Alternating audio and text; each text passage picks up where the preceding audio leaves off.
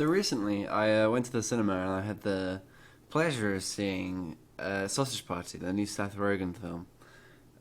I thought I'd let you all know what I thought of it, seeing as you might be busy, you might not have had the chance to catch it in the cinema, and I think that's a great shame.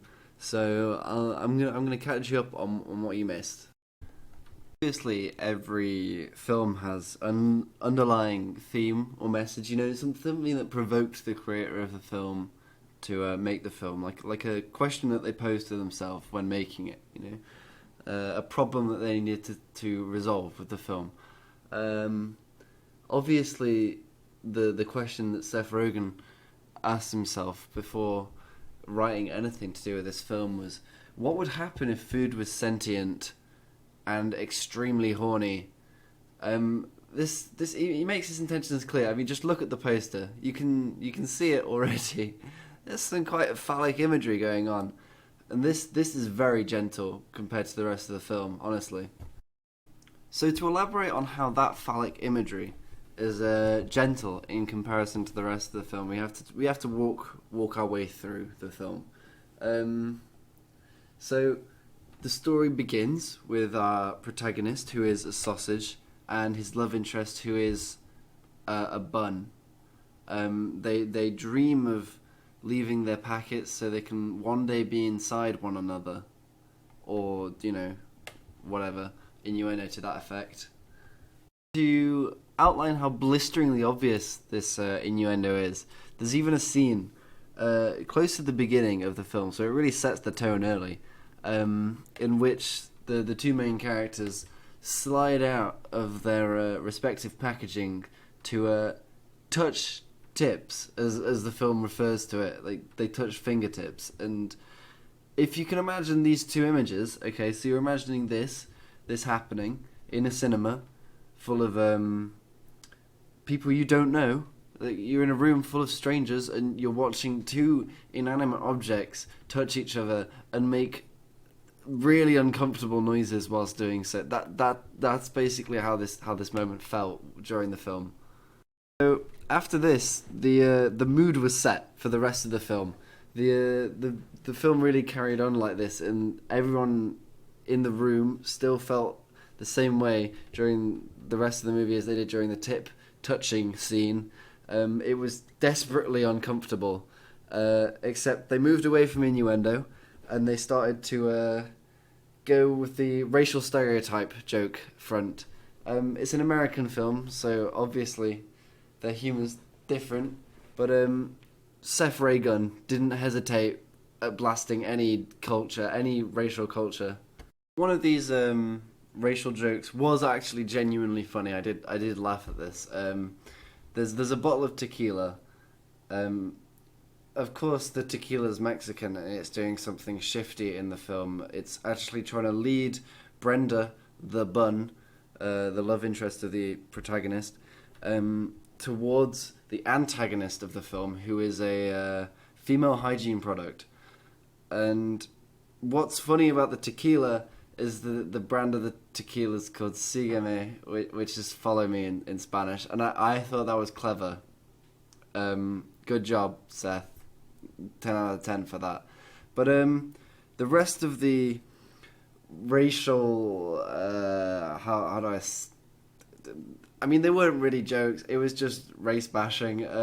Came in the form of two other characters, both bread products. I don't know why most of the main characters were bread products, but one of which was a bagel who I think was supposed to be Jewish, and the other one was a wrap of some sorts who I'm assuming was, to the Americans, just someone from the East. Yeah. So these two characters had witty banter within one another. That's a spoiler for the end of the film. So these two characters had a witty banter between themselves as the film progressed, and I'm sure there was some kind of political commentary going on. Like, at some point, someone suggests that they just share a shelf as opposed to like having separate shelves, and then they both come together and laugh at that suggestion. Some political statement in that, but whatever. This film isn't serious at all, so it doesn't really stand out too much. Yeah.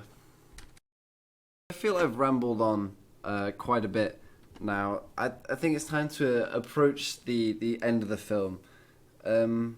Essentially, what happens is the food figure out how to defeat the humans because they don't want to be eaten. I mean, it's logical, isn't it? So they force the humans to take bath salts for some reason, so the humans can see the talking food and understand them, and then they proceed to kill all the humans within the shopping center. I don't understand the reasoning behind it, but what I didn't understand more was the actual final scene of the film. So there aren't any images online. This is something you would have to go and see the film to experience. It was truly something. There aren't any images online, but I do have the screenplay. I thought I'd read through this.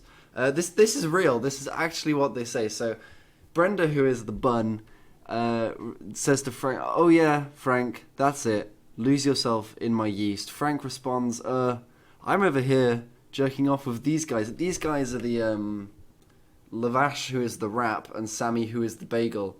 So it's just the three guys. Just okay."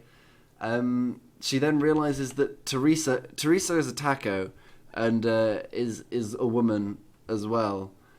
Is the one going down on her, and Teresa says, "FYI, your chocha makes me crazy." Brenda and Teresa, 69, while the guys watch and jerk off, the scene erupts into a hot, steaming orgy. That's legitimately what happens. How did anyone make a fucking film about this? To conclude, it was definitely a film and it definitely happened, and I will never forget watching it. It's haunted me since. Honestly, if in terms of recommending this film, like if you're a food fetishist, definitely recommend this film. 10 out of 10 film for food fetishists. Like, wow, must have been amazing. But anyone else? I don't know what Mr. Raygun was thinking. So just I give it like a Ford over sexualized food out of 12. Okay. Thanks for bye.